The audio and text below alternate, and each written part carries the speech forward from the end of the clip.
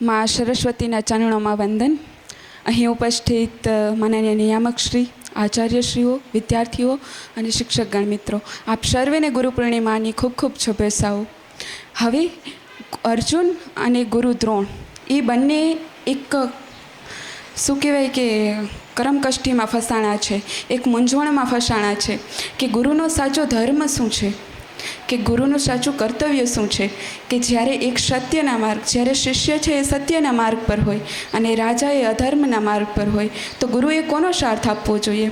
ત્યારે ગુરુ પોતાના વચન અને કર્મથી બંધાયેલા છે અને શ્રી કૃષ્ણ તેને રસ્તો બતાવે છે. એવું એક સરસ મજાનું નાટક ધોરણ 11ના બહેનોએ તૈયાર કર્યું છે. તો ચાલો આપણે સાથે મળીને તેમને નિહાળીએ. પ્રણામ આચાર્ય દ્રોણ. આયુષ્યમાન ભવ. વાસુદેવ, આજે તમે મારા આશ્રમમાં કેવી રીતે? બેસો. મને લાગે છે આજે તમે કોઈ મૂંઝવણમાં છો. કે જી, કે ગુરુનું સૌથી મોટું કર્તવ્ય શું હોઈ શકે? શિષ્યને શસ્ત્ર વિદ્યા, સંસ્કાર અને જ્ઞાન આપવું એ જ ગુરુનું સૌથી મોટું કર્તવ્ય છે.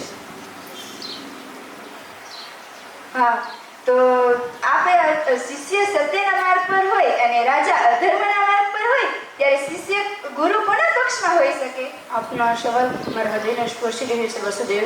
તો આચાર્ય, આપ અર્જુનને સર્વશ્રેષ્ઠ ધનુર્ધાર બનાવ્યા છે, તો શું આપની વિદ્યા માત્ર યુદ્ધ લડવા પાત્ર જ સીમિત છે? ના, વિદ્યા ધર્મની રક્ષા માટે છે. તો આપને જ્ઞાત હશે ગુરુદ્રોણ કે જ્યાં ધર્મ છે ત્યાં જ સાચી જીત છે. પરંતુ વસુદેવ, ત્યારે મનુષ્ય પોતાના વચન અને ધર્મની વચ્ચે ફસાઈ ગયેલો હોય છે. ત્યારે ગુરુદ્રોણ કે અંતરાત્માનો અવાજ જ સાચો ગુરુ હોય છે.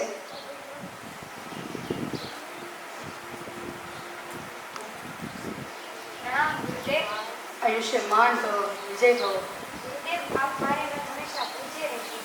અર્જુન, તું મારું ગૌરવ છે. યુદ્ધમાં આપણે વિરુદ્ધ પક્ષમાં હોઈ શકીએ, પરંતુ ગુરુ અને શિષ્યનો સંબંધ ક્યારેય નથી તૂટી શકતો. આ જ ભારતીય સંસ્કૃતિ છે કે જ્યાં મતભેદ હોઈ શકે પરંતુ મનભેદ ક્યારેય નહીં.